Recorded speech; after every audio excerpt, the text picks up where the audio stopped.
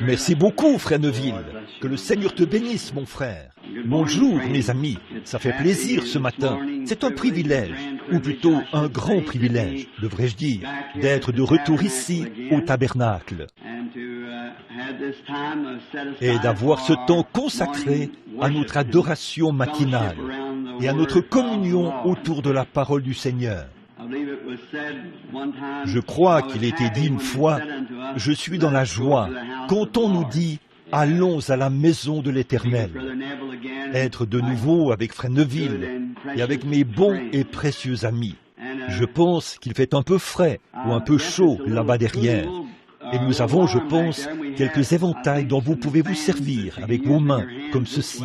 Si nous avons les éventails, à vous d'y associer le moteur, afin de les maintenir en mouvement. Nous en avions plusieurs par ici. Je pense qu'ils les ont encore. Je vois des gens qui s'éventent avec des livres de chant et tout. Et c'est une des raisons pour lesquelles nous essayons d'avoir des réunions, c'est pour plus tard échapper à ces endroits qui sont chauds. C'est pour cela que nous sommes ici ce matin. C'est pour éviter ces endroits. Et la seule chose qui puisse rendre cela possible, c'est le sang de notre Seigneur Jésus-Christ. C'est ce qui rend cela possible. Et j'étais très content d'entendre ce bon témoignage au sujet de l'Église et de la manière dont elle progresse dans sa marche avec le Seigneur et de la manière dont Dieu traite avec vous par des dons spirituels. Je suis vraiment très reconnaissant à Dieu de vos cœurs sincères avec lesquels il peut traiter. Et j'ai confiance qu'il vous gardera bien au milieu de ce chemin étroit et resserré, afin que vous ne vous en écartiez ni à droite ni à gauche. Et je tiens à remercier frère Colvin et sa fille, je crois, qui sont montés ici il y a quelques instants et qui ont chanté ce chant. Il n'y a pas de larmes au ciel. C'était merveilleux. J'ai vraiment aimé cela. Et la même chose qu'a dit frère Neville au sujet de lui et moi il y a des années. Je peux le dire de frère Colvin. Nous nous connaissons depuis des années. L'entendre chanter ces vieux chants évangéliques et le voir élever ses enfants dans la voix du Seigneur, cela remplit vraiment mon cœur de joie. Ça me réjouit de savoir que Dieu a encore des gens qui l'aiment et qui s'intéressent à lui. Et nous sommes reconnaissants pour cela. Maintenant, depuis mon retour, j'ai appris que beaucoup ont été baptisés dans la foi et nous en sommes très heureux. Je vois mon bon ami, frère Elmer Gabehart, là derrière. D'après ce que j'ai compris, il vient d'être baptisé dans la foi. Et j'en suis vraiment reconnaissant. Cela rend presque complète notre vieille équipe de chasseurs, là-bas au Kentucky. Il ne nous reste plus qu'à attraper le nombre autorisé, n'est-ce pas? Je me souviens, je sais que Rodney m'écoute dans la pièce du fond, s'il y est déjà. Et voici Charlie, assis ici devant moi. Quand nous allions là-bas, les gars aimaient tous. Eh bien, ce sont des écureuils. Ils en attrapaient quelques-uns en plus s'ils en trouvaient. Je leur avais parlé et leur avais dit que ce n'était pas bien. Ils sont donc maintenant, presque tout le groupe est converti. Et je me dis qu'il nous faudra simplement aller dans le comté voisin pour aussi les remettre dans la bonne voie là-bas. Ce serait bien. Ainsi, parfois, comme tout ministre, on jette un regard rétrospectif sur le chemin parcouru. Et on s'interroge au sujet des choses. On se demande si on a semé la semence. Beaucoup d'entre vous connaissent bien Johnny Pépin de Pomme d'Amérique. Eh bien, il y avait aussi un homme en Suède qui avait à peu près cette même réputation. Il plantait des fleurs. On dit que c'est pour cela qu'ils ont tant de jolies fleurs en Suède maintenant, parce qu'ils semaient des semences de fleurs partout où ils trouvaient un lopin de terre favorable à la croissance des semences. Il aimait les fleurs, alors il semait partout à la volée. Il n'est plus de ce monde, mais ces fleurs sont encore vivantes. Et une fois parties, laissées derrière nous des empreintes sur le sable du temps, des empreintes de pas que peut-être un autre, naviguant sur l'océan solennel de la vie, un malheureux frère naufragé, voyant cela, reprendra courage. Et c'est ce que nous aimons tous, voir que quelque chose que nous avons fait puisse profiter aux autres et qu'ils bénéficient de ce que nous avons fait. Il y a quelques jours, j'étais là à parler à mon fidèle ami qui est médecin ici en ville, le docteur Samader. Il a dit, « Comment ça va, Bill ?» J'ai dit, « Oh, assez bien, je pense, Doc. » J'ai dit, « Et toi ?» Il a dit, « Oh, j'ai beaucoup de patients. » Il a dit, « J'en ai reçu 15 pour des examens cet après-midi. » J'ai dit, « Eh bien, c'est bien, tant que ce ne sont que des examens et qu'on ne trouve rien d'anormal. » J'ai dit, « Tu sais, nous nous sommes mis à parler du temps où nous étions jeunes. » J'ai dit, « Eh bien, Doc, je ne sais vraiment pas combien de temps il me reste à vivre. Nous sommes tous les deux dans la cinquantaine. » Et il a dit, « C'est vrai, Bill. » Et j'ai dit, « Mais pendant toutes ces années, presque 31 ans dans le ministère maintenant, j'ai toujours veillé à ce que mon cœur soit prêt pour cette heure où il viendra. Donc, ça n'a pas d'importance quand il viendra. » Alors il a dit, « C'est vrai. » J'ai dit, « Ma plus grande joie, c'est de vivre pour les autres. » Et il a dit, c'est ça la vie, c'est ce qui rend la vie réelle. C'est quand ce n'est pas ce qu'on peut faire ou accomplir pour soi-même, mais ce qu'on peut faire pour les autres. Vous voyez, c'est à ce moment-là que vous vivez vraiment. Et s'il se trouve quelqu'un parmi nous qui ne l'a jamais fait, qui n'a jamais essayé de vivre pour quelqu'un d'autre, essayez de le faire et voyez combien la vie vous en apporte plus quand vous ne vivez pas pour ce que vous pouvez tirer de la vie pour vous-même, mais pour ce que vous pourrez apporter à quelqu'un d'autre dans la vie. Vous verrez que cela procure plus de bénédictions que les richesses ou quoi que ce soit qu'on puisse imaginer. C'est ce que vous pouvez faire pour quelqu'un d'autre, pour rendre les fardeaux de la vie. En fait, la vie en soi est un fardeau. Cela fera en sorte que ce soit un peu plus facile pour quelqu'un d'autre. Vous ne pouvez pas comprendre cette joie, à moins d'avoir essayé une fois de faire quelque chose pour quelqu'un d'autre.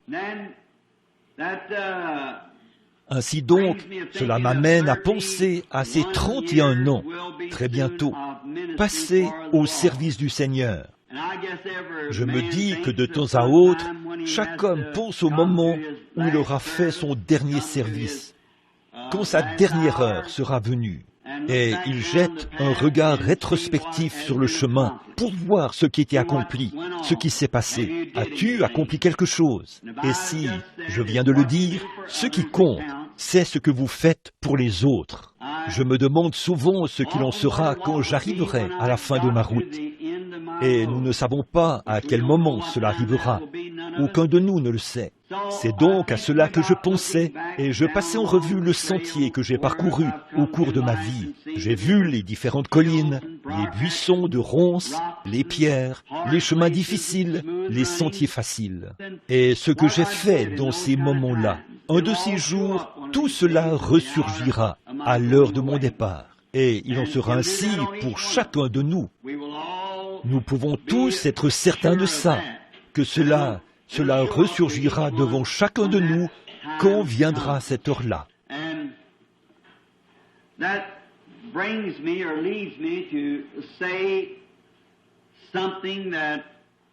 Et ça m'amène ou me pousse à dire quelque chose dont je préférerais m'éloigner, plutôt que d'en parler.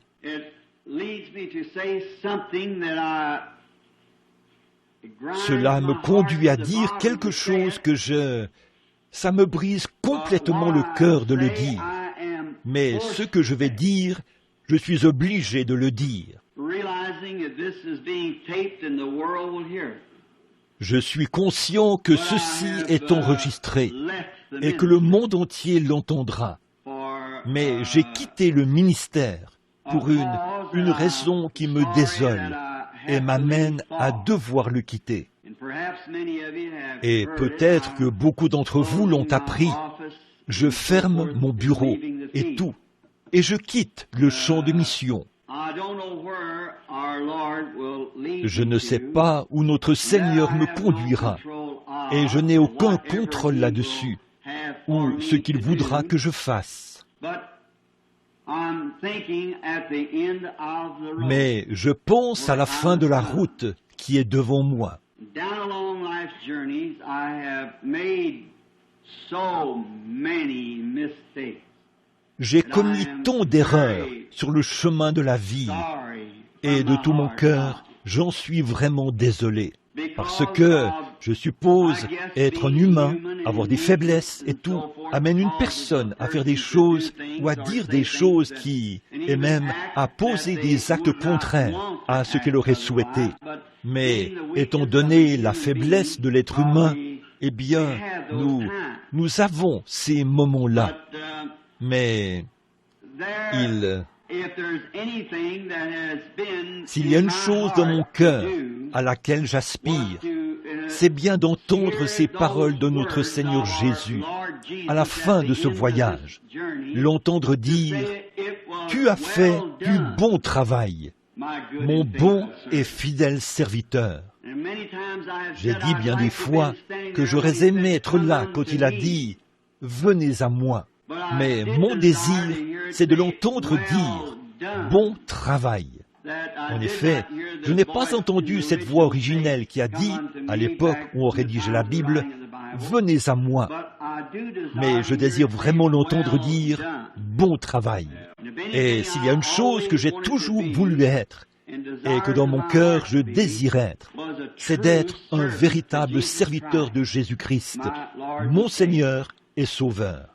Je veux que mon témoignage soit pur, clair et net, en ce sens que j'ai tenu ferme et que malgré toutes mes erreurs, je l'ai aimé de tout mon cœur. Et je le fais ce matin de tout mon cœur.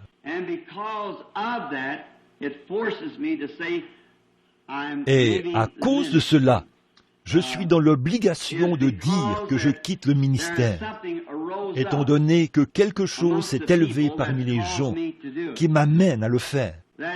C'est-à-dire qu'on m'a sorti de mon rang de ministre ou de frère, et on m'appelle Jésus-Christ.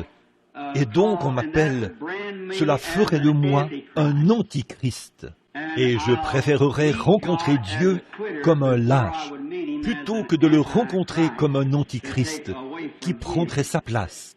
Il y a quelques années, j'en avais entendu parler et j'avais cru que c'était une blague. Puis j'ai rencontré quelques frères, mais je ne vois aucun d'eux à la réunion ce matin.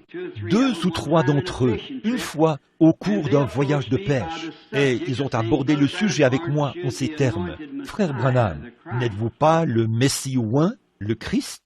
Et j'ai passé les bras autour des épaules des 2 frères, ou de chacun d'eux. Et j'ai dit, « Frère, bien que j'ai essayé d'être un véritable serviteur de Christ, je ne voudrais pas que vous disiez une chose pareille. Et si jamais on disait ça de moi, je quitterais le champ de mission avec la conscience tranquille. Et vous qui le faites, vous seriez tenu responsable de chaque âme que j'aurais pu sauver pendant cette période-là. Voyez, pour m'avoir fait quitter le champ de mission, et je pensais que c'était réglé. J'en ai encore entendu parler quelquefois, mais ce n'était pas de cette ampleur. Mais l'autre jour, au Canada, un frère m'a montré une inscription sur une petite fiche qu'il avait dans la poche, qui disait « William Branham est notre Seigneur ». Et il baptisait au nom de William Branham. Et un précieux, si c'était un ennemi, si c'était mon ennemi, j'aurais su que c'était une blague. Mais un précieux frère bien-aimé est venu me confesser ses péchés et ses torts et me faire sa profession de foi, parce qu'il croit que je suis Jésus-Christ. J'ai chez moi des lettres, et j'ai reçu des appels de Chicago et de différents endroits. On me demande si je crois à ce dogme. Toutes sortes de lettres sont arrivées ces derniers jours, et j'ai reçu des appels de différents endroits. Des gens qui disaient que j'étais Christ. Mes frères, c'est un mensonge horrible, infâme et impie. C'est du diable. Vous voyez, je suis votre frère. Eh bien, cela ferait fuir n'importe qui du champ de mission. Cela ferait que toute personne qui aime Christ fuit la chose même. Il n'y a pas longtemps, je me suis approché du Seigneur quand j'avais entendu cela pour la première fois, il y a environ un an. Je me suis donc approché du Seigneur et il m'a donné le passage de l'Écriture où Jean avait paru et s'était mis à prêcher, et qu'il n'y avait pas eu de prophète sur la terre depuis bien des années, au point que ils étaient tous stupéfaits dans leur cœur, pensant que Jean était peut-être le Messie. Et donc, quant à Jean, ils sont allés le lui demander, et il a dit qu'il ne l'était pas. Vous pouvez lire cela dans Luc, chapitre 3, verset 15. Ainsi donc, mais ça s'est en quelque sorte calmé, et j'ai donc laissé tomber. Mais quand on en est arrivé à ceci, alors j'ai su qu'il fallait faire quelque chose. Et voici ce que je dis.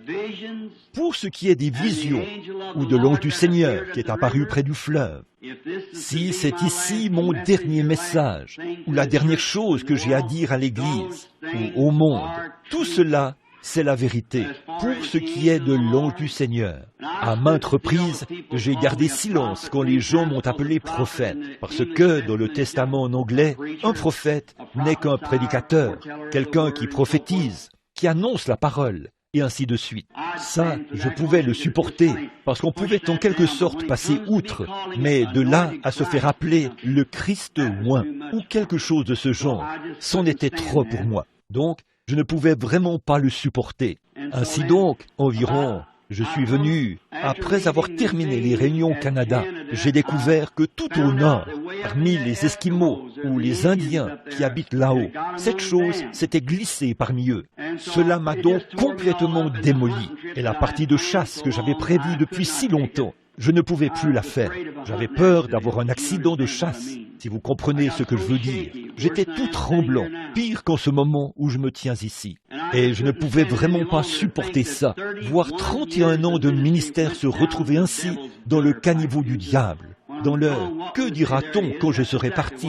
Voilà sa situation. C'est exactement ce qu'il en était. Et toute l'influence que j'ai eue sur les gens. Vous pouvez donc imaginer la suite. Je serais un antichrist. Je n'en pouvais tout simplement plus. Je me suis dit, je préfère mourir ici, dans les bois, par exemple, en tombant sur mon fusil, ou quelque chose de ce genre, plutôt que de... Et j'ai vu que Puis j'ai pensé à mon petit Joseph, et tout, qu'il faut élever. Je n'étais pas du tout en état de chasser. Alors, j'ai quitté les bois, et je suis rentré à la maison. Et pendant 8 ou 10 jours, j'étais tout bouleversé. J'étais dans un tel état que je pensais que j'étais en train de perdre la tête, et j'ai simplement demandé à tout le monde de rester loin de moi et de me laisser seul, parce que j'étais dans un tel état de nervosité, tout bouleversé et complètement démoli. Et je me posais des questions. Si c'était venu de l'un de mes ennemis, ce ne serait pas grave. Je n'aurais simplement ri et j'aurais continué mon chemin. Mais que ça vienne de précieux frères, de précieuses sœurs, c'est ça qui me fait de la peine. Et j'ai dit... Seigneur, le grand, c'en est trop pour moi. Il ne me reste plus qu'à me retirer et laisser ça entre tes mains. Je ne vois rien d'autre à faire. Il y a quelques soirs, en guise de confirmation, j'ai eu une visitation du Seigneur. Et j'ai vu des gens précieux dorloter un serpent qui était jaune et noir. Il me parlait, juste là. Et ce reptile m'a mordu à la jambe. Mais mon sang était si riche que ça n'a eu aucun effet sur moi. Quand j'ai regardé, la morsure était à un endroit où j'avais déjà été mordu par le passé. Je me suis retourné rapidement et j'ai tiré sur ce reptile à l'aide d'un fusil. Ça l'a touché au beau milieu de son corps. Et un frère a dit, je me suis retourné pour tirer sur la tête du reptile à l'aide de mon fusil. Et il m'a dit, ne fais pas ça, prends simplement ce bâton qui est là près de toi. Et quand je me suis tourné pour prendre le bâton, il s'est faufilé dans l'eau. C'était juste une petite flaque d'eau. J'ai dit, eh bien maintenant, ça ne pourra plus faire de mal encore très longtemps, puisque je crois que le frère est conscient, les frères, de ce qui arriverait. J'ai dit, il est mortellement blessé, il va donc mourir. Et voici la question que je pose à beaucoup des membres de mon Église ici, dans ce tabernacle, avec frère Neville et moi, qui sont venus me voir à ce même sujet. Frères, sœurs, N'ai-je pas essayé d'être un véritable serviteur de Christ devant vous? N'ai-je pas essayé d'être votre frère? Maintenant, quelle que soit la chose, c'est un esprit qui est sur ces précieuses personnes. Beaucoup de gens m'ont posé la question à ce sujet. Mais c'est un esprit, et j'espère qu'aujourd'hui, il a reçu un coup mortel et qu'il mourra rapidement, afin que je puisse revenir au ministère. D'ici là, je demande à chacun de vous de prier pour moi. Je ne sais pas ce que je vais faire. Ma maison est à vendre. Je n'en peux plus. Si je reste dans les environs, je vais devenir complètement fou. Et je vous demande de prier pour moi. Et souvenez-vous, si jamais vous m'avez cru, si jamais vous avez cru que je suis un serviteur de Christ, souvenez-vous, c'est une erreur, c'est faux. Ainsi dit le Seigneur, c'est faux. N'ayez rien à voir avec ça. Je suis votre frère. Courbons la tête. Père céleste, ma chair tremble, mes mains se contractent, mes orteils sont recroquevillés dans mes souliers. Ô Dieu, sois miséricordieux. Qu'ai-je fait, Seigneur, pour mériter ceci? Je te prie, Seigneur, de faire preuve d'une grande miséricorde envers moi et envers tous. Et là-bas, puis ces précieux bien-aimés frères voir leur erreur et se rendre compte de ce qu'ils ont fait, Seigneur. Cette chose qui a brisé le cœur de leur frère est non seulement celui du frère, mais aussi celui de notre Sauveur, notre Père céleste. Je te prie de pardonner nos erreurs, Seigneur. Que le sang sacré de Christ unisse maintenant nos êtres, Seigneur. Et béni soit le lien qui unit nos cœurs dans l'amour chrétien et la communion. Ô Dieu, puisse l'ennemi qui s'est approché de nos frères et de nos sœurs puisse-t-il recevoir une blessure mortelle qui mettra fin à son existence. Puisse-t-il purement et simplement mourir, Seigneur. Quand tu le feras, Père, je retournerai sur le champ de mission. Mais d'ici là, Seigneur, je suis ton serviteur, au cœur brisé, qui attend.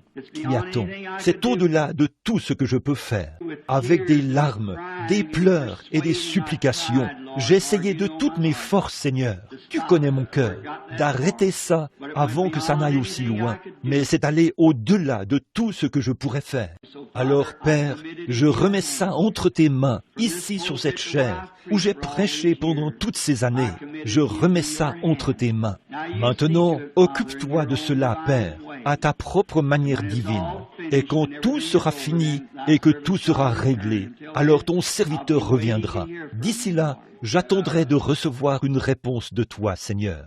Bénis-nous maintenant et donne-nous une glorieuse réunion aujourd'hui. En effet, nous ne sommes pas ici uniquement pour cela, mais c'est juste pour mettre cela au clair publiquement, devant le monde entier. C'est afin qu'ils sachent, Père, que je t'aime, que je te crois et que j'ai pris position pour toi.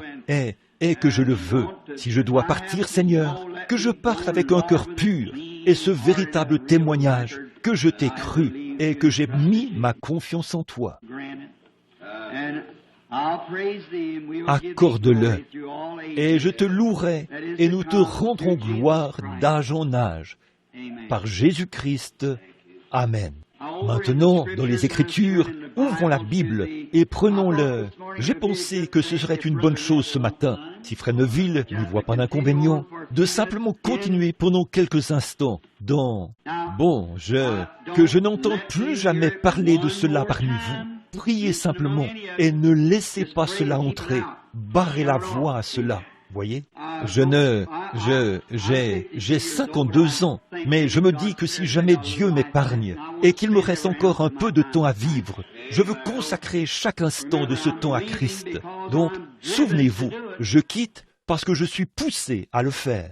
Maintenant, dans le livre de l'Apocalypse, chapitre 4, où nous nous sommes arrêtés l'autre jour, lorsque nous en faisions l'étude, Apocalypse, chapitre 4, je crois, dans la dernière partie du verset, du chapitre.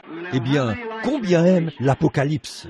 Merveilleux. Bon, je pense que nous nous sommes arrêtés au chapitre 5. Simple, n'est-ce pas? Nous nous sommes arrêtés au chapitre 4, les 4 êtres vivants. Maintenant, abordons la parole, en oubliant ces choses du passé. Dieu notre Père veut nous aider maintenant, alors que nous sommes nerveux, mais nous abordons la parole. Oublions ce qui est du passé, nous courons vers le but de la vocation céleste. La vocation céleste du ministère pour être un serviteur de Christ. Donne-nous la parole ce matin et nourris nos âmes affamées, car nous désirons ardemment, Seigneur, et attendons la précieuse onction du Saint-Esprit. Viens parmi nous, Seigneur, pardonne nos péchés et nos offenses, et permets-nous d'être tes serviteurs, car nous le demandons au nom de Jésus. Amen. Bon, nous avons vu les âges de l'Église, les 7 derniers âges de l'Église. Et là, maintenant, je crois que certains vont noter ceci, ces âges de l'Église. Puis nous sommes arrivés au chapitre 4 du livre de l'Apocalypse. De quoi s'agit-il ici? La révélation de Jésus-Christ. C'est la révélation. En latin, ça s'appelle l'Apocalypse, ce qui signifie révéler, ôter la couverture, montrer, dévoiler, mettre en lumière la révélation de Jésus-Christ, celui qui était, qui est et qui vient, le rejeton et la postérité de David. Maintenant, au chapitre 4, nous avons vu que Jean a été ravi au ciel, après qu'il a vu les âges de l'Église. Là, c'est juste pour que vous ayez un peu le contexte. Et ensuite, ce serait peut-être mieux de lire quelques versets du chapitre 5. Et ensuite, nous pourrons présenter le contexte. Puis je vis dans la main droite de celui qui était assis sur le trône un livre écrit en dedans et dehors scellé de 7 sceaux. Et je vis un ange puissant qui criait d'une voix forte, « Qui est digne d'ouvrir le livre et d'en rompre les sceaux ?» Et personne dans le ciel, ni sur la terre, ni sous la terre, ne put ouvrir le livre ni le regarder. Et je pleurais de ce que personne ne fut trouvé digne d'ouvrir le livre ni de le regarder. Et l'un des vieillards me dit, « Ne pleure point, voici le lion de la tribu de Juda, le rejeton de David, a vaincu pour ouvrir le livre et ses 7 sceaux. Et je vis au milieu du trône et 4 êtres vivants, et au milieu des vieillards, un agneau qui était là comme immolé. Il avait 7 cornes et 7 yeux, qui sont les 7 esprits de Dieu envoyés par toute la terre. Il vint et il prit le livre de la main droite de celui qui était assis sur le trône. Là, ce sont les 7 premiers versets. Bon, maintenant, au chapitre 3 de l'Apocalypse, nous avons vu la fin de l'âge de l'Église, qui s'est terminé par l'âge de Laodicée, l'âge de l'Église tiède. Et nous avons vu que tout juste après cela, Jean a été ravi en esprit et est monté au ciel. Là, il a vu les choses qui étaient, qui devaient arriver, et les choses qui avaient été. Maintenant, nous voyons que l'Église ne paraît plus qu'au chapitre 19 de l'Apocalypse, où elle revient avec son Seigneur, glorieuse et lavée dans le sang. Bon, par rapport à cette dernière citation, en guise de petite remise en contexte pour bien établir où Jean se trouve maintenant, nous avons vu que dans le dernier message, j'y ai rapidement jeté un coup d'œil hier, sur une partie du contexte dont j'avais parlé. Jean a été transporté au ciel et il a vu ces choses. J'ai remarqué que là, il m'avait donné une révélation que, vous savez, après sa résurrection, beaucoup étaient avec lui. Et certains ont dit, qu'arrivera-t-il à cet homme qui est couché sur ton sein, Jean? Jésus s'est retourné et a dit, que t'importe si je veux qu'il demeure jusqu'à ce que je vienne? Alors, il n'a jamais... De là est née une doctrine. Voyez-vous combien c'est facile de commencer une doctrine? Il s'est propagé une doctrine selon laquelle Jean ne mourrait pas avant d'avoir vu la venue de Jésus, ou avant la seconde venue. La Bible dit qu'une doctrine était née de cela. Cependant, Jésus ne l'a jamais dit ainsi. Il a dit, « Que t'importe si je veux qu'il demeure jusqu'à ce que je vienne ?» Bon, nous voyons qu'il était élevé dans les cieux et qu'il a vu ce qui arriverait de ce moment-là jusqu'à la venue du Seigneur, comme s'il avait été physiquement présent et qu'il avait vu tout cela arriver. Jean lui-même n'a pas vécu. Il a vécu jusqu'à l'âge de 90 ans et quelques. Puis il est mort de mort naturelle, le seul de tous les apôtres, après être revenu de son exil sur l'île de Patmos. Maintenant, il y a un point frappant que j'aimerais, je pense qu'on a enlevé le tableau, mais j'aimerais insister un peu là-dessus avant d'aborder ce point vital. Oh, c'est glorieux! C'est un chapitre merveilleux, merveilleux. Et le chapitre qui vient tout juste après commence par l'ouverture de ces sceaux. Oh là là! Et ensuite, nous devons nous déplacer de là et aller à différents endroits dans la Bible pour trouver ces sceaux quand ils s'ouvrent et ce qu'en sont les mystères. Oh, que c'est glorieux! C'est tout simplement riche en vitamines spirituelles. Maintenant, nous voyons que l'une des choses les plus frappantes sur laquelle j'aimerais attirer votre attention, c'était ces êtres vivants. On retrouve dans la dernière partie du chapitre 4 que Jean a vu et qui veillaient sur l'arche de l'Alliance. Vous souvenez-vous qu'ils étaient positionnés exactement comme Israël dans sa marche? Ils avaient, maintenant là, il y avait un visage d'être vivant. Et nous avons vu que ces êtres n'étaient ni des anges, ni des hommes. Ils étaient des chérubins. Nous les avons trouvés dans l'Ancien Testament, auprès de l'arche. Nous les trouvons dans le Nouveau Testament. Et ces chérubins qui gardent le propitiatoire, nous les retrouvons une fois de plus à la venue du Seigneur. Le propitiatoire que personne ne pouvait approcher, à moins qu'il se trouve là une expiation pour ces personnes. Le seul moyen par lequel le sanctuaire, lorsqu'il était aspergé de sang, alors il devenait un propitiatoire. Mais quand le sang en était ôté, il devenait alors un trône de jugement. Et, oh là là, personne ne pourrait supporter les jugements de Dieu. La seule chose que nous pouvons rechercher, c'est la miséricorde, pas le jugement, pas la justice. Nous ne pouvons pas approcher sa justice, parce que, dans sa justice, il doit tenir sa parole. Et tenir sa parole, c'est le jour où vous en mangerez, ce jour-là, vous mourrez. Qui donc voudrait la justice? Je ne veux pas la justice, je demande la miséricorde. Oh, que la miséricorde de Dieu et le propitiatoire est aspergé. Mais il y avait un moment où le sanctuaire devait être purifié, lorsqu'il était un tribunal, aussi longtemps que le sang n'était pas sur le trône. Eh bien, nous approchons de ce moment maintenant. Maintenant, en cet âge, nous nous rapprochons de la purification du sanctuaire et des jugements qui viendront sur la terre. Voyez, tant que le sang est là, Dieu ne peut pas détruire la terre. Tant que le sang est là, personne n'est un pécheur aux yeux de Dieu. Tout le monde est juste parce qu'il y a une expiation pour tout le monde.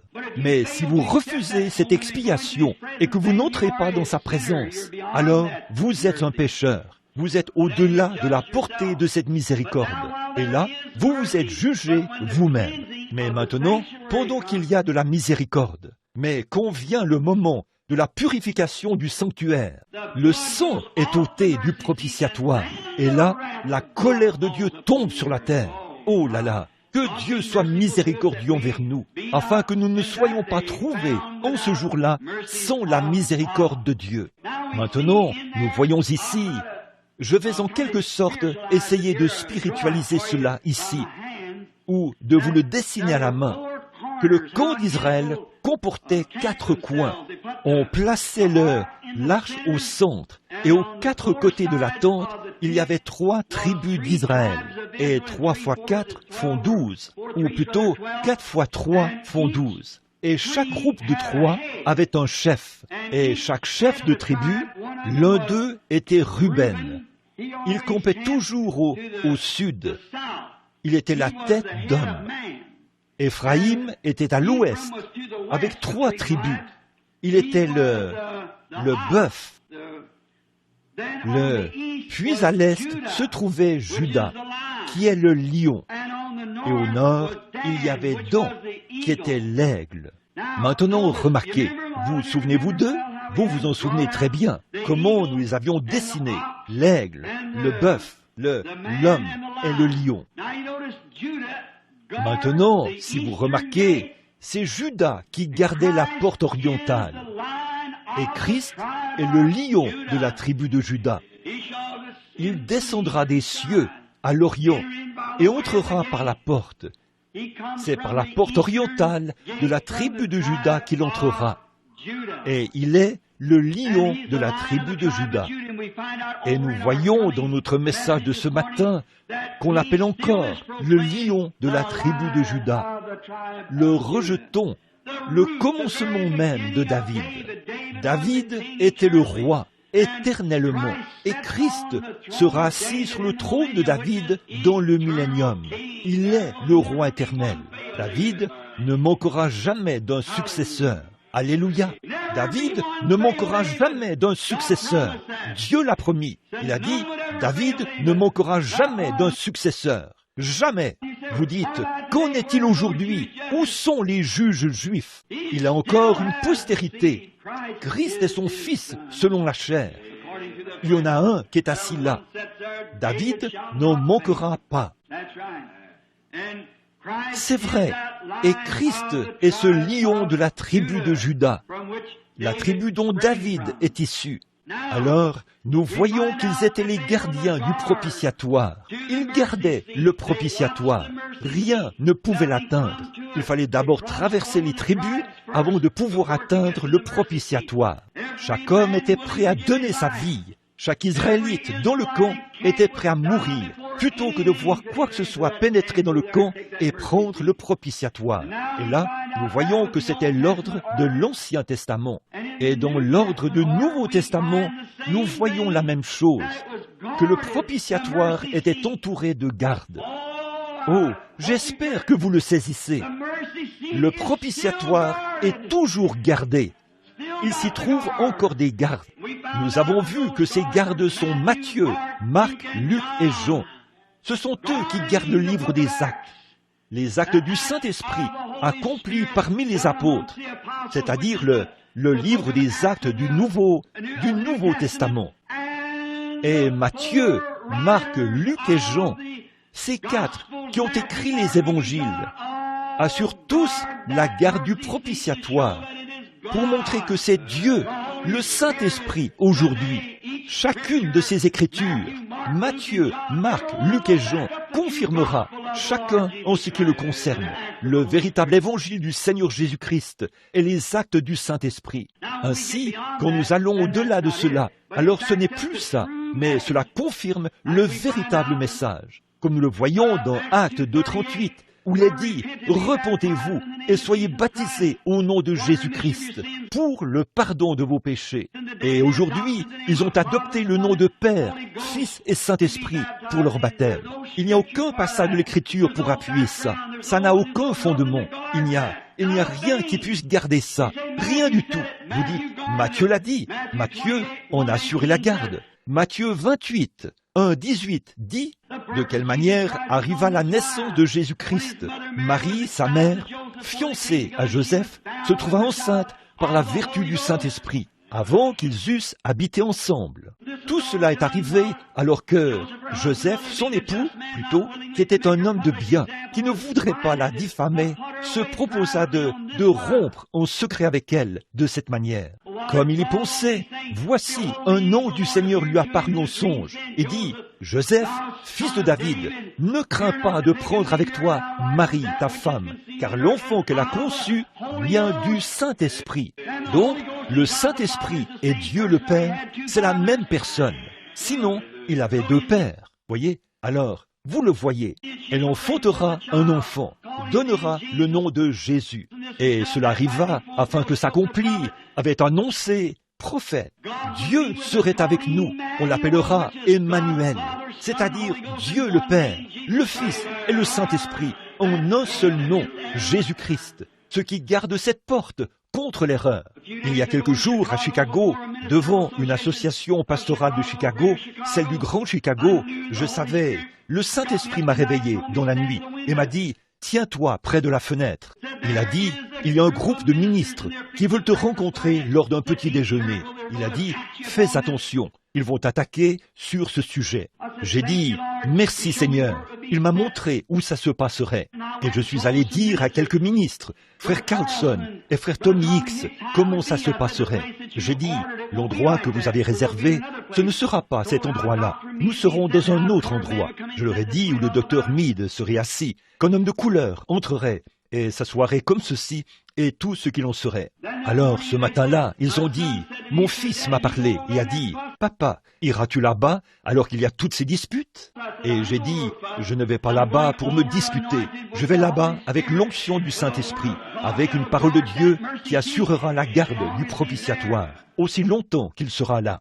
Alors, quand nous sommes arrivés là-bas, avant même qu'ils aient eu la possibilité de poser une seule question, le Saint-Esprit m'a parlé. Il a dit, c'est maintenant le moment de le dire. J'ai dit, je sais pourquoi vous êtes ici. Et j'ai dit, bon, frère Hicks, et vous, et frère Carlson, le responsable des hommes d'affaires chrétiens. Et je dis, tout n'est-il pas exactement comme le Saint-Esprit me l'a dit avant-hier? Que vous n'auriez pas l'autre salle et que nous serions ici? Et il ne l'avait eu que ce matin-là. Et j'ai dit, bon, regardez, tout le monde est placé exactement comme il avait dit qu'il le serait. J'ai dit, le sujet dont vous voulez me parler, c'est l'usage du nom de Jésus-Christ pour le baptême. Et quand nous, le Saint-Esprit a pris la parole de Dieu et s'est mis à la révéler et à l'interpréter au fur et à mesure comme ça, et toute cette bande de ministres trinitaires qui étaient assis là, ils se sont mis à passer la main sous la table, à se serrer la main les uns les autres, et des larmes leur coulaient sur les joues. Et j'ai appris que 72 d'entre eux viendront ici au tabernacle pour que je les baptise au nom de Jésus-Christ. Le propitiatoire est gardé. Voyez, le Saint-Esprit garde le propitiatoire. Nous devons garder cela tel quel, que cette parole de Dieu, ces grands messagers, Matthieu, Marc, Luc et Jean, sont là à appuyer chaque acte du Nouveau Testament. Et là, c'est exactement ce que j'ai dit dans la première partie du message de ce matin. Maintenons cela tel quel, sous la garde de l'Évangile. Voyez-vous, maintenez cela exactement là où les évangiles assureront sa garde. Donc, nous voyons que là, il gardait le propitiatoire de Dieu dans l'Ancien Testament. Et là, Matthieu, Marc, Luc, Jean, eux tous. Et même le lion de la tribu de Juda a donné sa vie pour assurer la garde de ce propitiatoire et a permis qu'il soit aspergé de son propre sang. Et voilà qu'il se présente ce matin, aujourd'hui, le grand vainqueur qui descendra de l'Est un jour et nous le verrons. Maintenant, allons-y rapidement, parce que je sais qu'il y a un service de baptême. Qu'est-ce que ce livre scellé de 7 sceaux? Oh, comme c'est glorieux! Avez-vous remarqué la manière dont cela a été dit ici? Il y avait 7 sceaux au dos du livre. C'est quelque chose, oh, que Dieu nous aide maintenant et nous donne du courage. Et peut-être que tôt ou tard, je pourrai vous l'apporter. Regardez, ceci n'est pas écrit dans la parole, c'est scellé au dos de la parole. Le livre a été scellé de ces 7 sceaux. Le mystère tout entier du livre est scellé dans ces 7 sceaux. Ça, c'est l'un des chapitres les plus glorieux de tout le livre de l'Apocalypse. Regardez. Puis je vis dans la main droite de celui qui était assis sur le trône un livre écrit en dedans, et écrit en dedans, c'était écrit à l'intérieur, c'est ce que nous lisons ce matin, et dehors, scellé de 7 sceaux. C'est en dehors de la Bible, ce que la Bible ne dit même pas. C'est scellé ici de 7 sceaux. Ce sont les mystères de Dieu.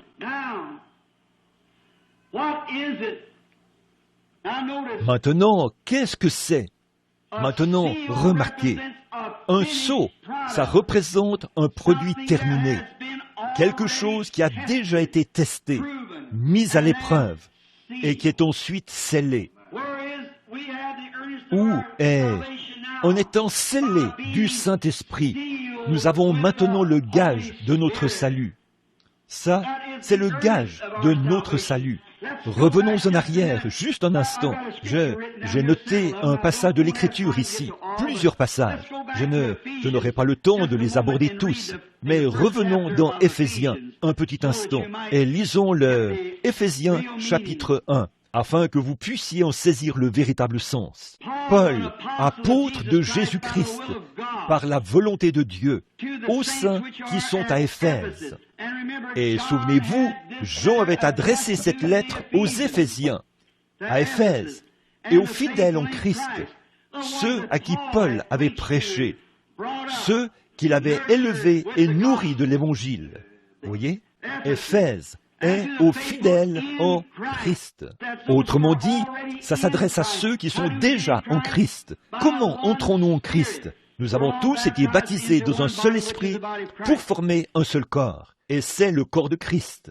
Que la grâce et la paix vous soient données de la part de Dieu notre Père et Seigneur Jésus-Christ. Béni soit Dieu, le Père de notre Seigneur Jésus-Christ, qui nous a bénis de toutes sortes de bénédictions spirituelles dans les lieux célestes en Jésus-Christ. Pensez-y donc, il nous a bénis de toutes sortes de grâces célestes, de bénédictions, alors que nous nous assemblons en Jésus-Christ. En tant que croyants, l'Église élue, appelée à sortir, mise à part. Il nous y a scellés par son Saint-Esprit. Et maintenant, il nous révèle toutes les choses qui sont à venir et qui nous attendent. Maintenant, nous en sommes aux 7 sceaux. En lui, Dieu nous a élus avant la fondation du monde, pour que nous soyons saints et irrépréhensibles, nous ayant prédestinés dans son amour à être ses enfants d'adoption par Jésus-Christ, selon son propre bon plaisir. Quelle merveilleuse pensée! Continuons à lire encore un instant. Je veux aller là, au verset 12, 13 et 14 en particulier, afin que nous servions à la louange de sa gloire, nous qui d'avance avons espéré en lui. En lui, vous aussi, après avoir entendu la parole de la vérité et l'évangile de votre salut, en lui vous avez cru, vous avez été scellés par le Saint-Esprit qui avait été promis. Après avoir cru, ô mon frère Baptiste, comment pouvez-vous dire que ceci n'est pas vrai? Vous dites qu'on reçoit le Saint-Esprit au moment où on croit? Il est dit, après avoir cru, vous avez été scellés par le Saint-Esprit qui avait été promis. Remarquez, lequel est un gage de notre héritage pour la rédemption de ceux que Dieu s'est acquis à la louange de sa gloire. Maintenant, nous voyons qu'un sceau signifie que pour Dieu, c'est une chose achevée, c'est déjà réglé. Et chaque croyant a été scellé de cette promesse dès le commencement, parce qu'avant la fondation du monde, nous étions prédestinés à être des fils d'adoption, avant même que le monde commence.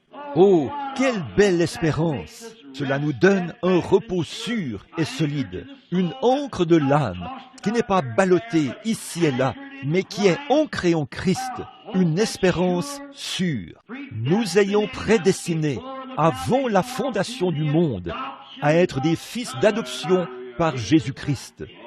Oh, comme c'est merveilleux! J'aime ça. C'est une œuvre achevée pour Dieu. Maintenant, je vais vous citer un autre passage de l'Écriture. Tous ceux qu'il a connus d'avance, il les a appelés. Tous ceux qu'il a appelés, il les a justifiés. Tous ceux qu'il a justifiés, il les a glorifiés. Dès le commencement, Dieu, dans sa grande pensée infinie, a vu d'avance son Église, et c'est eux qu'il a prédestinés à être ses enfants d'adoption par Jésus-Christ, afin de leur donner la vie éternelle à la fin de l'âge. Que c'est beau, frère Neville, avec ça, je me sens beaucoup mieux. Toi aussi, n'est-ce pas? Oh oui, l'adoption par le sang de Jésus-Christ. Maintenant, remarquez, là, on continue. Bon, nous savons que c'est mené à terme. Nous avons été prédestinés avec l'agneau. Le Saint-Esprit est notre sceau. Le gage signifie qu'il y a plus à venir. Nous n'en avons maintenant que le gage. Le gage, c'est seulement l'acompte. Oh, que c'est beau! Seulement l'acompte qui garde cela, qui garantit cela, qui ancre cela, afin que personne d'autre ne puisse y toucher. C'est le gage de notre adoption. Amen. Le Saint-Esprit est maintenant le gage. Dieu dans nos cœurs. Scellé. L'adoption des fils. Nous attendons au bout du chemin. Les fils et les filles de Dieu. Prenons en vitesse un autre passage de l'Écriture que j'ai inscrit ici sur la page suivante. Romains 8, 22, que je trouve magnifique. Bon, hier, en étudiant, j'ai noté quelques passages de l'Écriture auxquels j'aimerais me référer. Nous savons que, jusqu'à ce jour, la création tout entière soupire et souffre les douleurs de l'enfantement. Et ce n'est pas elle seulement, mais nous aussi, qui avons les prémices de l'Esprit. Nous aussi, nous soupirons en nous-mêmes, en attendant l'adoption, la rédemption de nos corps.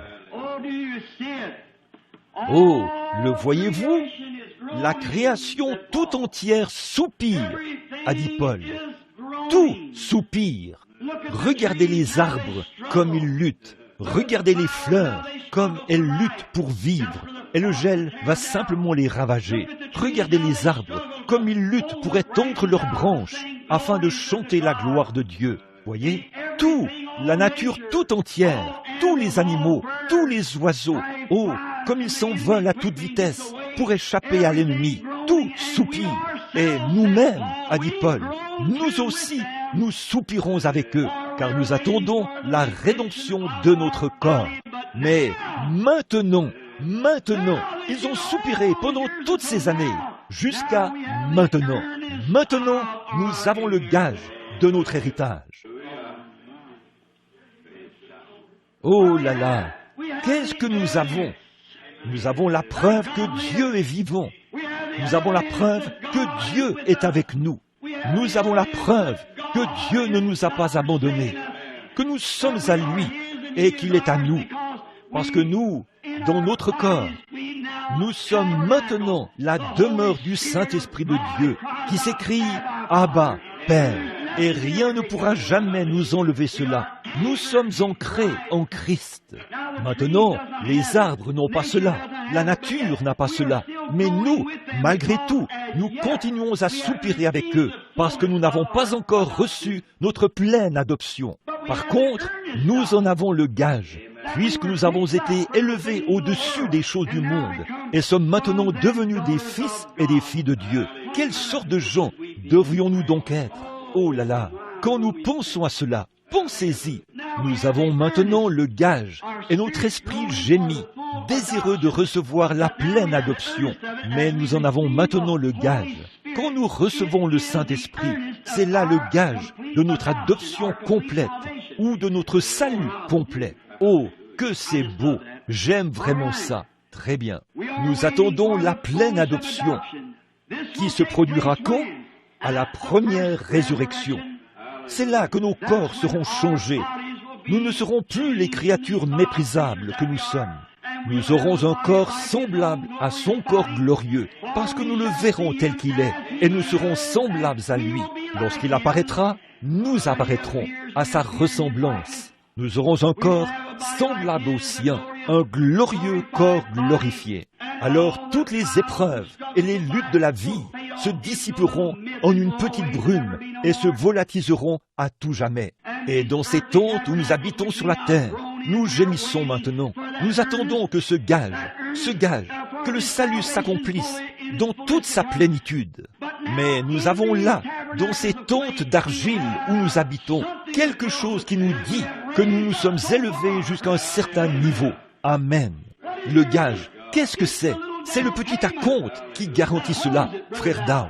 C'est le gage. Bon, autrefois, quand nous aimions les choses du monde, quand nous péchions et que nous nous adonnions aux choses du monde, que nous n'avions aucun intérêt pour Dieu, nous lui étions étrangers, sans Dieu, sans Christ, dans le monde. Et maintenant, Dieu a envoyé son Saint-Esprit, et c'est grâce à cela que nous sommes élevés au-dessus de ces choses. Nous avons maintenant le gage qui nous fait savoir que nous sommes passés de la mort à la vie. Amen. Ici, comme j'essayais de l'illustrer avec ceci, c'est ici qu'évolue le pécheur ordinaire, à ce niveau-ci, tout en bas. Or, le chrétien est à un niveau un peu plus élevé que ça. Il s'élève au-dessus de toutes ces choses. Ça, c'est le gage de son salut. Maintenant, afin que vous sachiez quand ce que vous font les visions, je vous le certifie, et Dieu est mon juge. J'ai l'intention de ne plus jamais en avoir. Si j'en ai, je garderai cela pour moi, voyez, parce que je vois ce que ça fait. Les gens ne sont pas prêts pour un tel ministère. Il faut donc laisser tomber cela, vous voyez, et revenir à ceci. Mais si jamais je retourne sur le champ de mission, je serai un évangéliste. Mais regardez ici, sur ce sujet-ci, que ça remonte ici en haut, vous montez dans ce qui est céleste, ici en haut. Vous vivez dans ces sphères-là. Vous allez au-delà de tout ce qu'un homme peut penser, au-delà de toutes ces choses. Et ça vous amène dans ces sphères-là. Mais voyez-vous, maintenant nous avons, par le Saint-Esprit, le gage de notre héritage. Parce que nous avons été élevés au-dessus des choses du monde. Nous cheminons dans le monde, mais nous sommes au-dessus du monde. Oh, frère Neville, que Dieu soit miséricordieux et qu'il accorde à l'Église du Dieu vivant, quand nous en arrivons au point où nous pensons que l'Église, une belle Église, que nous essayons de rivaliser avec les choses du monde.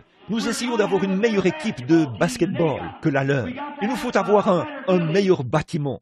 Il nous faut avoir un meilleur jeu de loto. Il nous faut avoir un meilleur ceci et cela ou cela. Eh bien, comment pouvons-nous faire une comparaison entre cela et l'éclat et le scintillement du monde? Nous ne sommes pas... L'Évangile n'est pas une chose qui scintille. Il rayonne. Il y a une différence entre un scintillement et un rayonnement. Vous voyez, nous passons notre temps, comme je l'ai dit, à déplacer un cadavre d'une morgue à l'autre, à changer de membre et des choses comme ça. Eh bien, à quoi cela nous sert-il? Et nous essayons de faire que ça scintille avec de grands clochers et de beaux grands bâtiments. Le nôtre doit être meilleur que celui des méthodistes ou meilleur que celui des baptistes. Et nous essayons tous de rivaliser avec les catholiques. Et nous organisons des jeux de loto, des fêtes, des soupers, des divertissements et tout. Il n'y a pas de comparaison possible entre l'Église et le monde. Comment est-il possible que vous et le divertissement de votre Église puissiez rivaliser avec la loge des francs-maçons ou n'importe laquelle de ces personnes qui savent comment divertir les gens? Ça, c'est leur terrain. N'essayez pas d'aller sur leur terrain. Mais nous avons quelque chose qu'ils n'ont pas. Nous avons Jésus. Qu'ils viennent ici s'ils veulent quelque chose. Restez en Christ. Nous avons Jésus. Ils ne peuvent pas avoir Jésus tant qu'ils ne viennent pas ici. Et quand nous allons là-bas, nous sommes en dehors de son terrain. Ne cherchez pas à briller. Rayonnez. Et si vous ne pouvez pas rayonner, vous devez le laisser rayonner à travers vous. Voyez? Le petit ver luisant, lui, ne luit pas parce qu'il veut luire. C'est parce qu'il luit bel et bien. Il y a quelque chose en lui qui luit. C'est en lui. C'est son être qui le fait. Il y a en lui quelque chose qui le fait luire. Eh bien, c'est pareil avec le Saint-Esprit.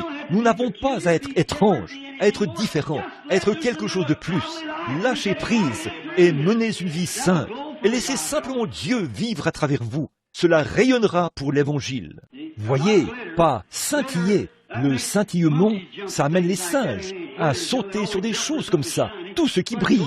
Vous savez, ils sont toujours pour attraper quelque chose qui brille. Mais le rayonnement, c'est la douceur et délicate gentillesse du Saint-Esprit. Maintenant, nous attendons cette résurrection. Eh bien maintenant, est-ce que vous comprenez? Dites Amen si vous comprenez ce que je veux dire par le gage. Nous avons été, nous savons que nous sommes passés de la mort à la vie parce que nous avons été élevés. Nous ne sommes pas élevés en nous-mêmes, mais élevés au-dessus des choses du monde, en ce que nous aimons tout le monde.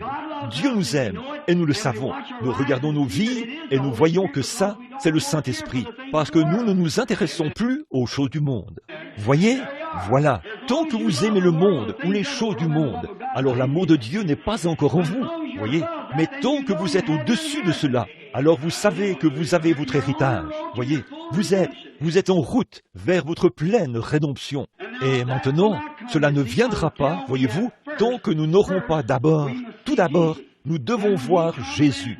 Et quand il viendra, alors nous aurons un corps comme son corps et nous deviendrons semblables à lui. Très bien. Maintenant, nous voyons que quelque chose a été perdu ici, parce que la Bible dit, et dans le livre ici, que nous avons été rachetés. De quoi avons-nous été rachetés? Quelque chose que nous avons dû perdre. Pour être rachetés, il faut que quelque chose nous ait rachetés et ramenés. Et tout l'héritage que nous avions a été racheté et ramené. Alors, il y a certainement quelque chose que nous avions autrefois et que nous n'avons plus maintenant. Mais cet agneau est venu pour racheter cela. Voyez, nous avions quelque chose que nous avons perdu. Maintenant, remarquez, qu'avions-nous perdu? Eh bien, il avait été donné à Adam d'avoir la vie éternelle. Tant qu'il mangeait de l'arbre, il avait la vie éternelle. Et nous remarquons aussi qu'Adam était il avait hérité de la terre. Il était comme un dieu amateur sur la terre.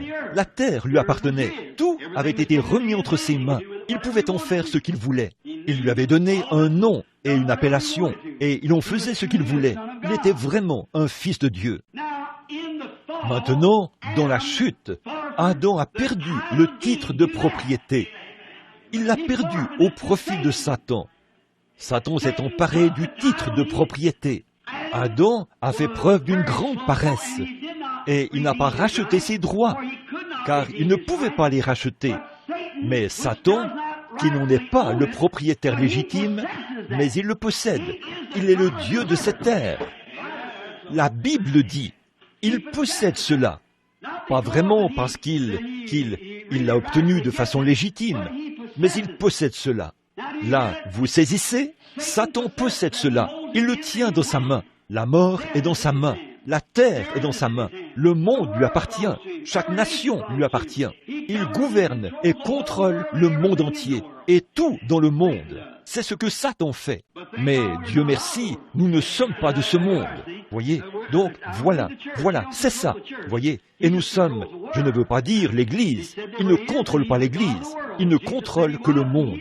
Il a dit que c'était à lui et qu'il est le Dieu de ce monde. Jésus a dit qu'il l'était. Et il l'est. Il est le Dieu de cette terre. Il a aveuglé les yeux des gens. Le Dieu de cette terre. Il est le Dieu du ciel. Ainsi donc, il n'en est pas le propriétaire légitime. Il n'en est pas le propriétaire.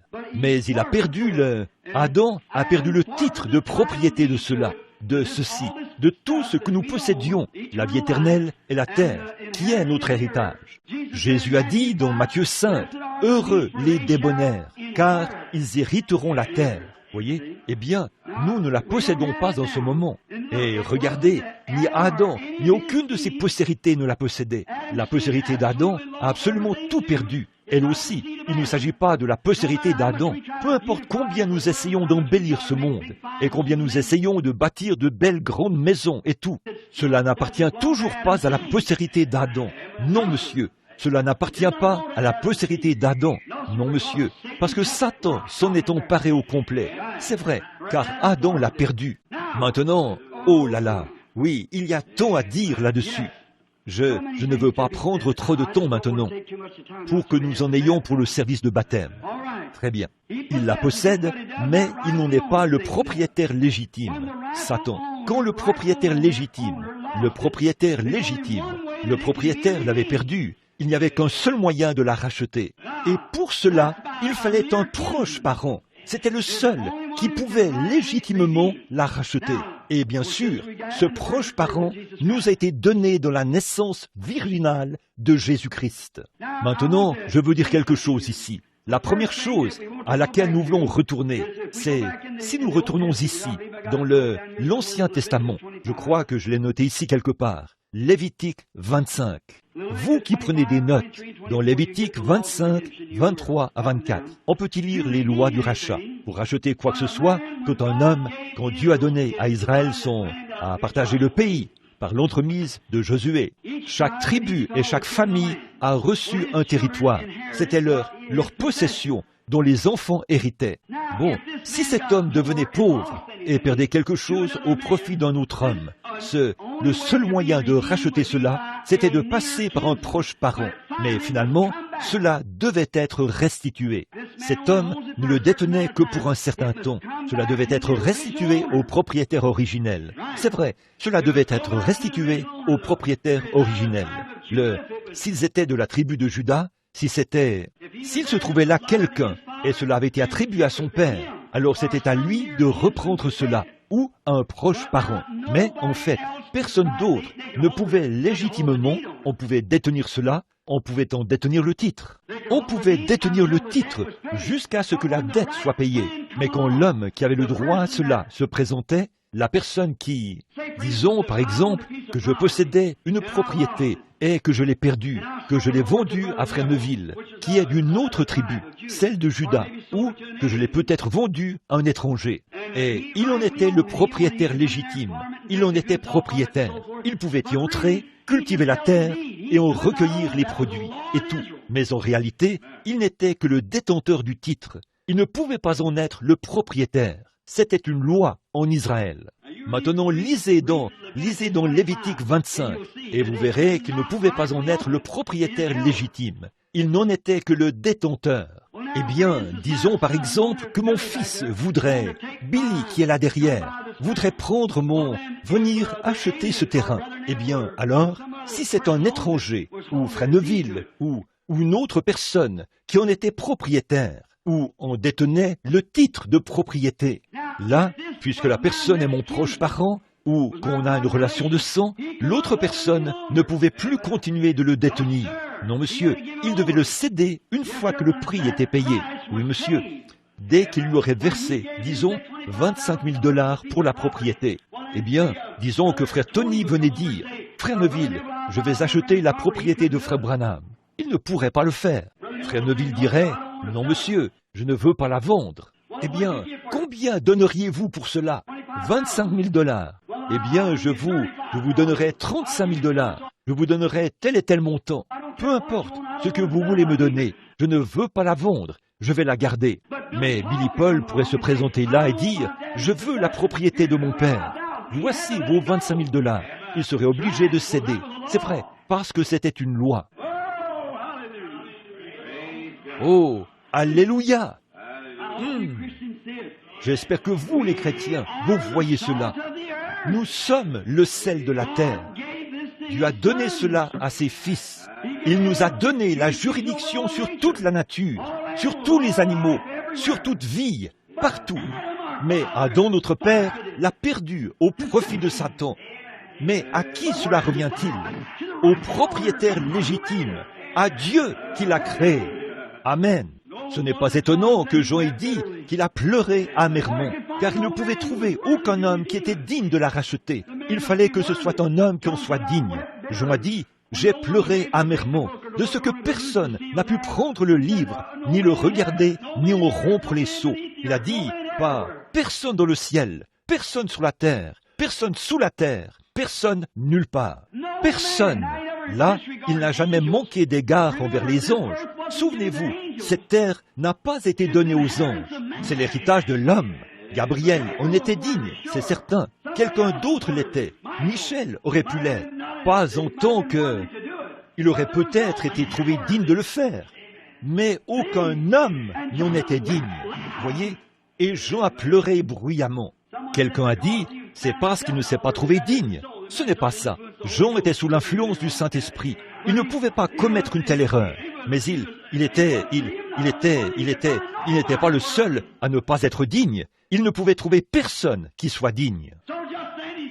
Alors, juste à ce moment-là, il a dit, un des vieillards s'est avancé, ou un ange puissant, et a dit, ne pleure point, car le lion de la tribu de Juda, Amen, le rejeton de David, il a vaincu. Amen. Il a conquis, autrement dit. Il est digne de prendre le livre. Amen. Souvenez-vous que jusque-là, il ne l'avait pas encore vu. Pourquoi? Il était assis sur un trône là-bas, sur le trône de Dieu. Il était à l'intérieur du sanctuaire. Il ne l'avait pas encore vu jusque-là. Alors Jean s'attendait à voir un lion s'avancer. Mais il a vu un agneau. Voilà, mes frères, c'est par la douceur, par la gentillesse, par le Saint-Esprit que nous vainquons. Non pas par un grand et puissant géant intellectuel, mais par celui qui peut s'humilier. C'est cet homme-là qui vainc, un homme que l'on peut maltraiter et qui, malgré tout, demeure un serviteur de Christ. Voilà un vainqueur. Donc il a dit, il a vaincu, et il est digne de prendre le livre, de l'ouvrir et d'en rompre les sceaux. Eh bien, nous verrons plus tard, peut-être pas aujourd'hui, ce que ces 7 sceaux contiennent, ce qu'ils ont produit. Maintenant, parlons un peu du rachat. Avant que cette personne puisse racheter, il faut tout d'abord qu'elle en soit digne. Il faut qu'elle soit la personne appropriée. Ainsi donc, cela s'est accompli à la naissance de Jésus-Christ, puisque c'était une naissance virginale. Car il était Dieu lui-même, fait homme. Il était Dieu dans la chair humaine. Il fallait en être digne, et le sang virginal de Jésus-Christ l'a rendu digne. Maintenant, nous voyons que, si vous voulez prendre le passage de l'Écriture qui en parle, c'est dans 1 Pierre 1, 18 à 20. Si vous notez les passages de l'Écriture, il fallait en être digne, et il l'était, parce qu'il avait revêtu la forme de l'homme. Il est devenu homme. Dieu est devenu notre parent. Et c'est là que nous voyons ce beau côté de Jéhovah Dieu, qui s'est fait chair et qui a habité parmi nous comme étant celui qui est digne. Amen. Il a vaincu. Dieu a pris la forme de la chair humaine. Il est venu sur la terre, est né un petit bébé et a marché parmi nous. Et par son sang sacré, il a vaincu. Or, dans l'Ancien Testament, comment est-ce qu'un homme réclamait-il ce qui était à lui? Qu'est-ce qu'il faisait? Il prenait un ancien, 10 anciens, se rendaient à la porte et annonçaient ce qu'il faisait pour racheter ce qu'il avait perdu. Il démontrait qui il était et il rendait témoignage. Nous avons ici une belle histoire. Je l'ai brièvement notée ici afin de ne pas l'oublier, vu que j'étais nerveux ce matin. C'est au sujet de Ruth, le proche parent et Bose. Nous l'avons étudié il n'y a pas longtemps. Je veux vous faire remarquer maintenant les 3 étapes de ce repos. Je veux vous faire remarquer le repos de l'Église. C'est exactement la même chose. Maintenant, observez. La première chose que nous voyons, puisque nous avons tous vu cela dans cette prédication, le parent rédempteur. Dieu s'est fait chair afin de devenir le rédempteur. Ici, au chapitre 5. Au chapitre 5, il s'agissait de lui. Il y est dit, « Et personne dans le ciel, ni sur la terre, ni sous la terre, ne put ouvrir le livre, ni le regarder. Et je pleurais beaucoup de ce que personne ne fut trouvé digne d'ouvrir le livre, ou ni de le lire, le livre, ni de le regarder. Et l'un des vieillards me dit, « Ne pleure point. Voici le lion de la tribu de Juda, le rejeton de David, a vaincu pour ouvrir le livre et ses 7 sceaux. » C'est lui, c'est celui que nous attendons. Remarquez combien Ruth, combien est Naomi, Bose, c'est vraiment une image parfaite. Naomi, au temps de la famine, a quitté l'Église, a quitté le pays, et est allée au pays des Moabites pour y habiter et y séjourner. Elle a perdu tout ce qu'elle avait, et quand elle est partie, son mari, Elimelech, est mort pendant qu'ils étaient là-bas, ce qui fait que l'héritage de son mari pouvait se retrouver aux mains de n'importe qui. Et quand nous venons, quand elle est revenue, elle a ramené une belle et jeune veuve moabite avec elle. Et quand Bose a vu cette veuve, lui qui était un type de Christ, il est tombé amoureux d'elle, et il l'a aimée. Alors, il lui fallait la racheter. Le seul moyen pour lui de faire d'elle sa femme, c'était de racheter ce que son frère, Elimelech, avait perdu. Ainsi donc, il a demandé à son autre frère s'il voulait faire le rachat, qui était un plus proche parent que lui, et son frère ne le pouvait pas. Il est donc allé de l'avant, et c'était un parfait exemple des lois de Dieu. Il est allé aux portes, a ôté son soulier, et a dit « Que l'on sache aujourd'hui que j'ai racheté tout ce que Naomi possédait, tout ce qu'elle possède, tout ce qu'Elimelech, mon frère, a perdu. Je suis le plus proche parent maintenant, et c'est moi qui ai le droit de rachat là-dessus. Je suis donc venu réclamer cela. s'il y a un homme ici qui peut donner une raison valable, ou s'il y a un plus proche parent que moi, qu'il le déclare. Et tout le monde a gardé silence. Il a donc ôté son soulier et l'a lancé en guise de témoignage. J'ai racheté tout ce que notre frère Elimelech possédait. Pourquoi? Il était un parent. Il était un parent rédempteur. Oh, comme c'est beau! C'est une si belle histoire. Et puis, pendant tout ce temps, Ruth se reposait et attendait de savoir comment cela finirait. Puis, il est revenu. Personne ne pouvait témoigner contre cela. Il est revenu et a pris Naomi, et a pris Ruth, la ravissante Moabite, et ils se sont mariés, et ont vécu sur cette propriété. Quelle belle histoire! Ruth a dû passer par 3 étapes. Ruth, qui prend une décision, il lui fallait déterminer si elle prendrait la décision ou pas de retourner dans cette patrie, exactement comme l'Église. Ruth qui sert, c'est quand elle est sortie pour glaner. Ruth qui se repose, c'est ce que Ruth fait en ce moment, l'Église. Et enfin, Ruth récompensée. Bon, c'est là que, ou plutôt, c'est la prochaine chose qui se produira, la récompense de l'Église. Maintenant, nous ne pouvons pas, je n'ai pas le temps, parce que vous avez un service de baptême, et il est déjà 11h15. Mais peut-être qu'on reprendra ça dimanche prochain ou un autre dimanche dans le futur, si le Seigneur le veut. Et j'aimerais prendre ce qui est ici dans la suite, pour présenter ce que sont ces 7 cornes et ces 7 yeux, et précisément ces 7 sceaux, 7 ministères, 7 anges de l'Église, 7 étoiles, oh, juste ces quelques. Et tout relier cela juste ici. Oui, monsieur, il fallait être trouvé digne. Jésus est donc digne. À son retour, nous profiterons pleinement de toutes les bénédictions de la rédemption. Les débonnaires hériteront la terre. Les hommes et les femmes seront de nouveau des fils et des filles de Dieu. Et ce sera le début de la grande période du millénium. Comme c'est beau. Et cet ange puissant criait d'une voix forte, « Qui est digne? Qui est capable de faire ceci ?» Et là, le vieillard a dit, « Ne pleure pas, car le lion de la tribu de Juda, il est digne, et il a vaincu. » Et il a pris le livre, l'a ouvert, et on a rompu les sceaux. Il n'a pas dit ce qui leur est arrivé par la suite. Quand nous arriverons à ces 7 sceaux qui seront ouverts tout au long de la Bible, observez ce qui s'est passé.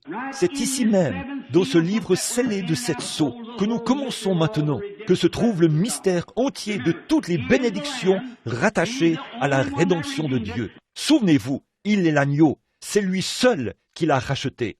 Et souvenez-vous, c'est scellé au dos du livre. Ce n'est pas écrit à l'intérieur, c'est scellé au dos, et ce n'est pas écrit à l'intérieur. Il était le seul qui pouvait même ouvrir le livre, ou révéler le livre, ou révéler les sceaux. Le seul qui pouvait le faire. Donc ceci, c'est une chose. Les gens peuvent se disputer par rapport à ce qui est contenu ici, à l'intérieur, au sujet de ce qu'il en est. Mais c'est lui qui l'interprète divinement. Mais ici, au dos, personne ne peut le faire. Cela lui revient, à lui et lui seul. Et il est celui qui peut révéler ces 7 mystères. Et notez que tout cela porte sur la rédemption, comment l'Église a été rachetée et ce qu'il en est du rachat. Oh, aimons-le simplement de tout notre cœur. Faisons tout ce que nous pouvons. Un certain écrivain écrivait une histoire, juste avant de terminer et de remettre la réunion à Fresneville.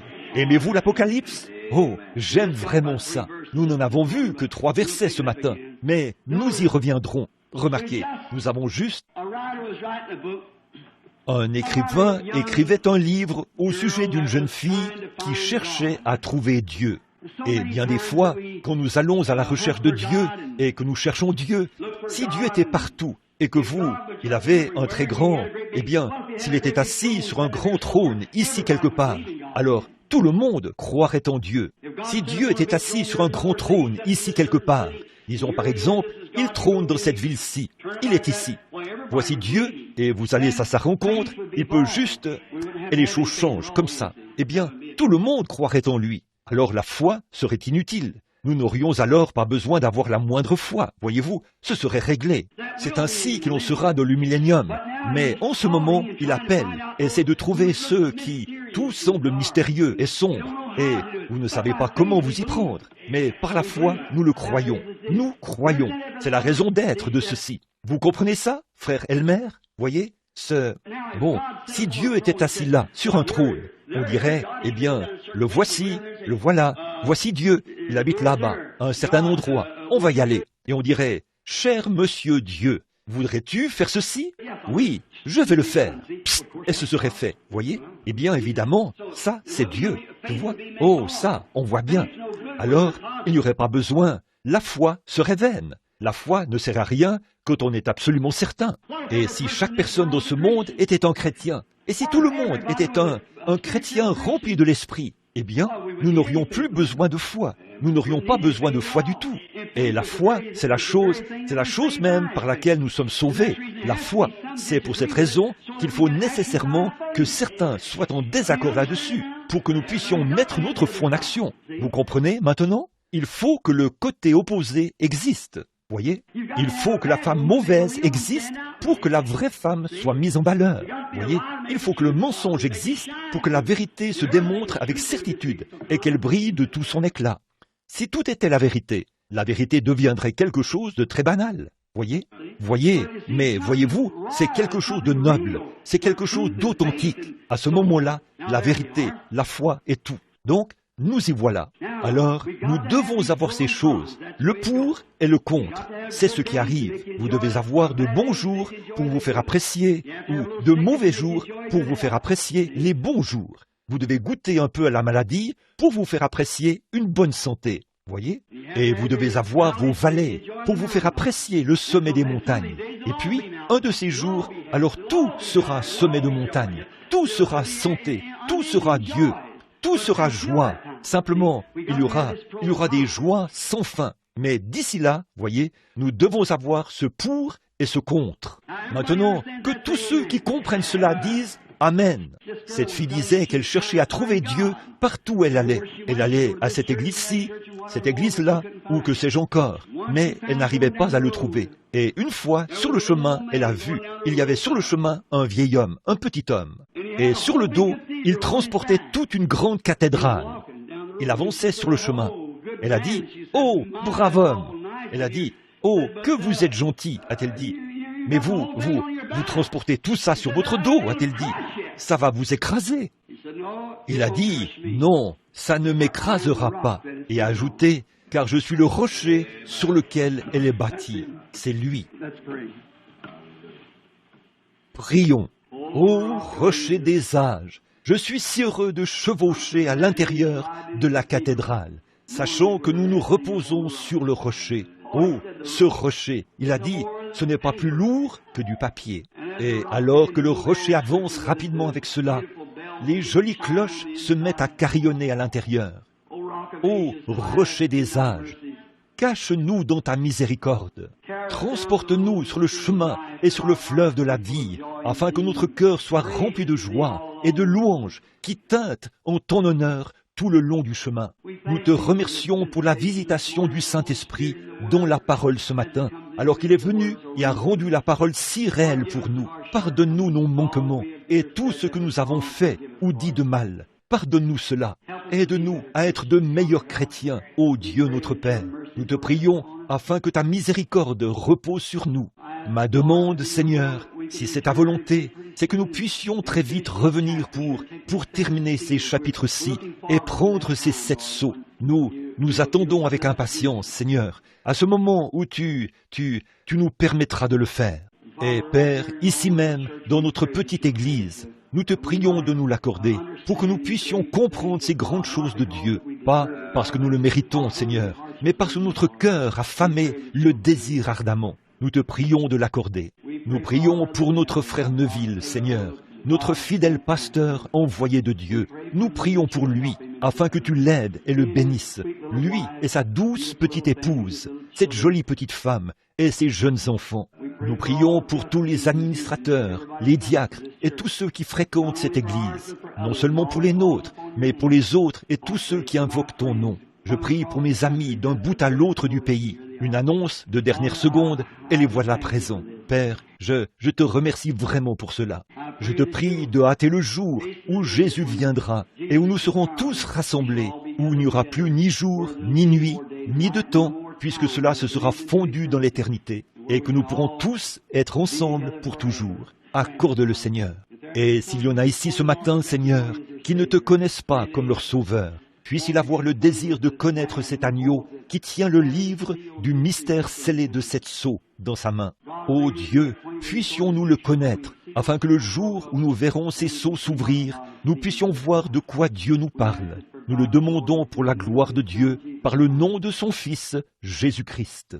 Et alors que nous avons la tête inclinée, y aurait-il quelqu'un qui dirait « Souvenez-vous de moi, frère Branham, alors que vous priez. J'aimerais qu'on se souvienne de moi dans la prière. Que Dieu vous bénisse, que Dieu vous bénisse, et que Dieu vous bénisse. Et vous, oui, que Dieu use de bonté envers vous. Oui, peut-être 2 douzaines de mains, ou plus, sont levées.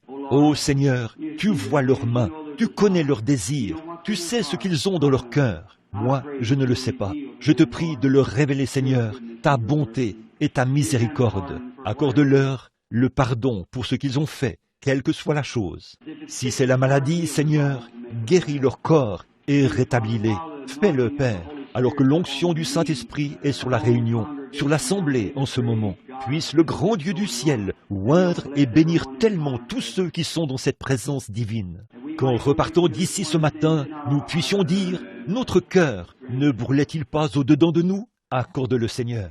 Maintenant, je suis faible et fatigué, je n'ai plus de voix, et, ô Dieu, je prie pour mes propres forces. Voudrais-tu me venir en aide? Voudrais-tu me fortifier? Veuille soigner cette petite blessure, là, au fond de moi, Seigneur. Voudrais-tu le faire, s'il te plaît?